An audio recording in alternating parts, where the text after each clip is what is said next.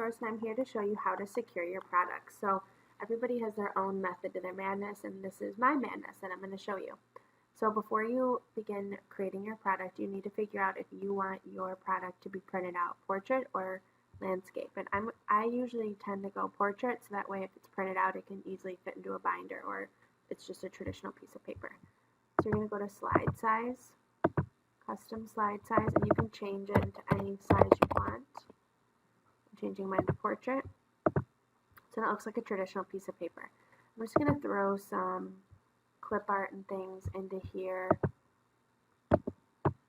just so I can show you how I'm going to secure this, meaning no one else can steal these images, because technically if you get images from other people, they're not yours, right? So you need to give them credit, and you need to have them embedded into your product.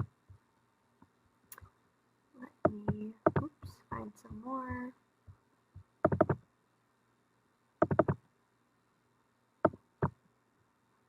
Oh, that's not the cutest.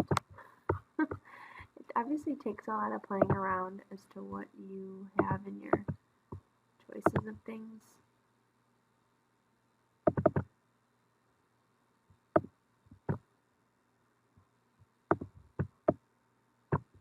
Regardless, so you see that these are both movable pieces.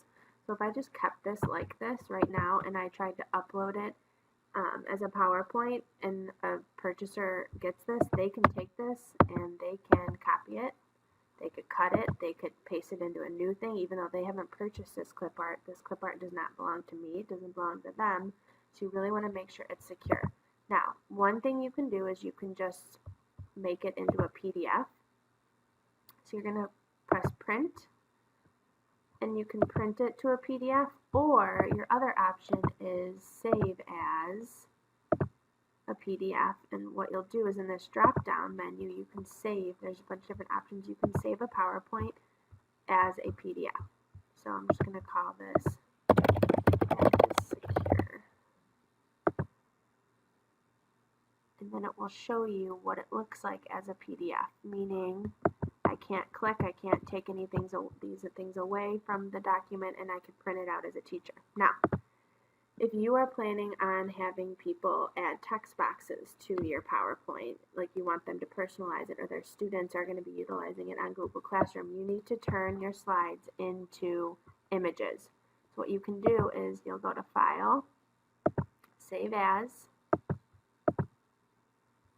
and the Save As type is going to be a JPEG. And you can call it whatever you want to call it. Practice. And you can choose all slides that you want to do. You can just do the one that's selected. I'm going to do all slides. Okay, it's been saved. So now what you have to do, and yes, it is a little time consuming, but it's less time consuming than having copyright issues. So what you'll do is you can insert a new slide, and you can go to wherever you saved those images, and you're going to be able to drop that image in to the background of your PowerPoint. Now, if someone were to utilize this, they can delete the whole thing, but they cannot touch or use any of these clip art pieces. Another way you can do this is you can go to the Handout Master, and you can make it and become the background of the slide as well, or you could also turn it into the background of the slide too. Lots of different options. But you got to erase the ones that you did not secure. So then if I wanted to save this and someone purchases it, they can just see the slide where the clip art's embedded into it. Now, if you want to download something to Google Slides, someone taught me about this beautiful, beautiful thing. It's called add-ons, and it's called a Slides Toolbox. And what a Slides Toolbox is it will upload all of those images that you've saved. You'll just go to Import, create slides from those images, and I'm going to set them as my background. And then I will be able to find those specific images I just saved. Let's go to my desktop.